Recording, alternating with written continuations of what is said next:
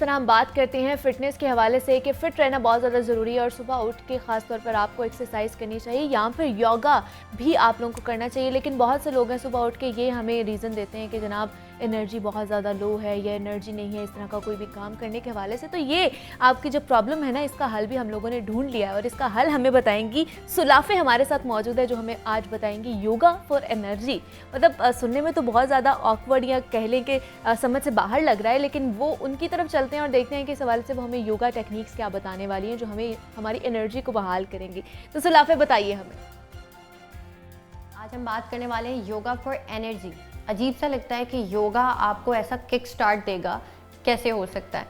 वो तमाम लोग जो ये सोचते हैं कि सुबह उठ के अगर वो चाय पियेंगे या सुबह उठ के वो कॉफ़ी पियेंगे और फिर वो अच्छा सा स्टार्ट एक दिन का ले सकते हैं, उनको बताती हूँ कि योगा उससे अच्छा आपके लिए एक ऑप्शन है।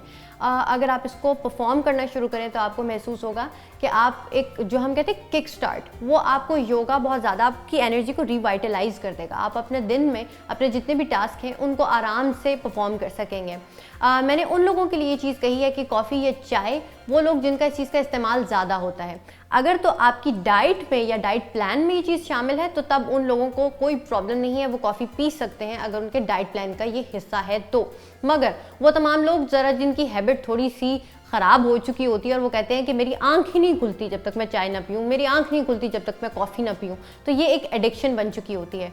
तो अगर आप चाहते हैं कि उसके ऑल्टरनेट की तरफ आएँ तो वो होगा योगा। अब उसमें आप क्या करेंगे? सबसे पहले अपने आप को कहेंगे कि I am healthy and full of energy.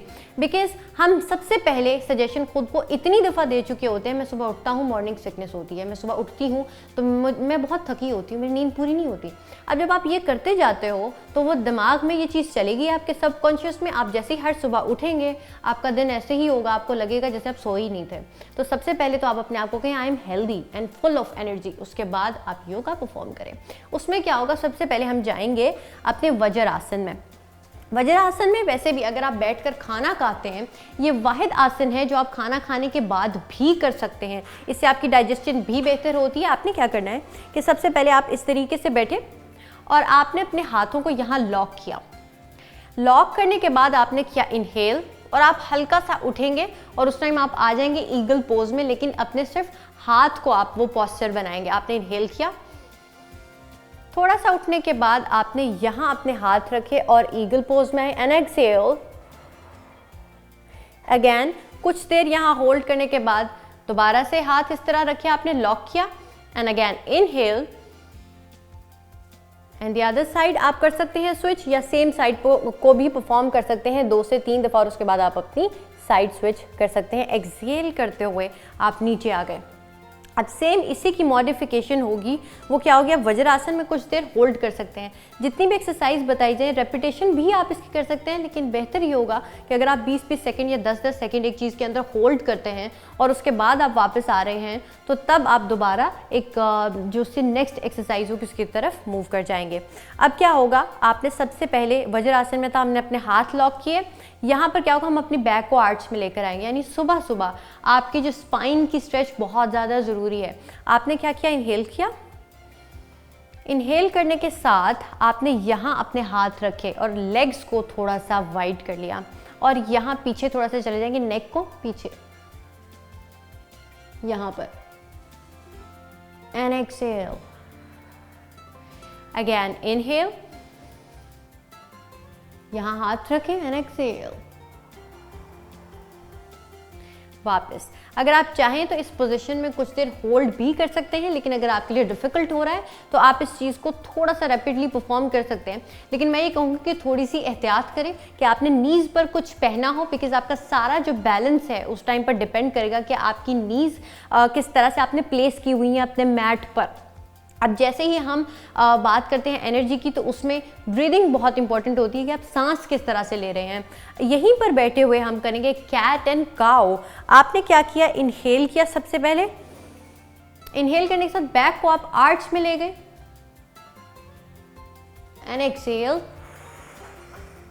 अब यहाँ क्या होता है? आप अपने स्टमक को स्क्वीज करते हैं, यानी स्टमक का जो आपका जो एब्डोमेन रीजन है उसको स्क्वीज करते हैं। इनहेल and exhale यहाँ पर। इस तरीके से आप इस चीज़ को परफॉर्म कर सकते हैं 10 से 12 दफ़ा। याद रहे वो चीज़ें जिनमें आप होल्ड करना चाहते हैं, अगर आप 30 सेकेंड्स होल्ड करते हैं तो उस आसन का जो हम कहते हैं असर शुरू होता है। तो आपने प्रैक्टिस करनी है कि आप 30 सेकंड से ज़्यादा एक चीज़ को परफॉर्म कर सकें, लेकिन शुरू में अगर आप 20 सेकंड भी करें तो आपके लिए वो बहुत होगा। अब जब बारी आती है एनर्जी की बात हम कर रहे हैं, तो इसमें कोबरा पोज आपके लिए बहुत इंपॉर्टेंट होगा, लेकिन थोड़ा सा इसमें हम चेंज लेकर आएंगे। वो क्या होगा कि आपने कोबरा पोज में गए, जिस तरह से हम जाते हैं, हाथ आपके इधर अपनी शोल्डर्स के पास होंगे, बट आपने अपने हाथों को यहाँ पर बांध देना है इस तरीके से, यानी लॉक करना है। और आपने इनहेल किया एंड एक्सहेल, इसी तरीके से इनहेल एंड एक्सहेल। इस चीज़ को परफॉर्म करने के बाद आप अपनी बॉडी की स्ट्रेचिंग जो नॉर्मल है आप कर सकते हैं। अगर आपको लग रहा है कि मुझे क्रैम्स वाली फीलिंग आ रही है या क्या है, आप इसको परफॉर्म कर सकते हैं। आप अपनी लेग्स को सिर्फ फ्लोर पर भी रख सकते हैं। आपके लिए मॉडिफिकेशन ये होगी, अगर आप बिगिनर हैं तो उसमें ये होगा कि अपने अपने हाथों को सिर्फ लॉक करके रखा हुआ, या आप स्टैंडर्ड कोबरा भी कर सकते हैं। इसके बाद जो चीज़ जब हम बात करते हैं कि आप में एनर्जी किस चीज़ से आ सकती है, मैंने कहा ब्रीदिंग एक्सरसाइज भी इसमें बड़ी इंपॉर्टेंट होती है। अगर आप कपालभाति करते हैं उससे भी आपकी बॉडी जो है उसके अंदर एनर्जी आती है, बिकॉज़ वो आपके मसल्स को, टिश्यूज़ को और आपके ऑर्गन्स को ऑक्सीजनेट कर देती है। किस तरीके से? आपने कपालभाति करनी है सिर्फ इसलिए कि आप में एनर्जी आ जाए और अपने दिन का अच्छा स्टार्ट ले सकें।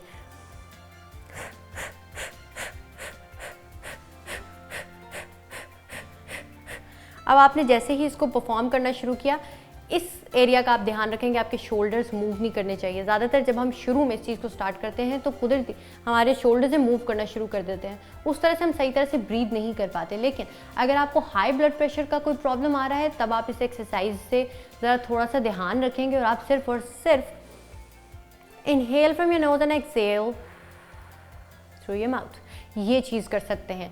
वो लेडीज़ जो प्रेग्नेंट हैं या जिन्होंने कंसीव किया है, वो अपने डॉक्टर से पूछ के इन एक्सरसाइजेस को परफॉर्म कर सकती हैं। आई होप कि आपको योगा फॉर एनर्जी पसंद आया होगा। आप इसको अपनी फिटनेस रेजिमेंट में भी इंशाल्लाह इसको ऐड करेंगे और इसको एंजॉय करेंगे कि आप अपना दिन किस तरह से स्टार्ट कर सकते हैं अच्छे तरीके से, चाय और कॉफ़ी के बगैर, अगर वो आपके डाइट प्लान में नहीं है तो। मुझे और जागो लाहौर को आपके फीडबैक का इंतजार रहेगा। मेरी तरफ से हमेशा की तरह इस जर्नी के लिए भी बेस्ट ऑफ लक गाइस।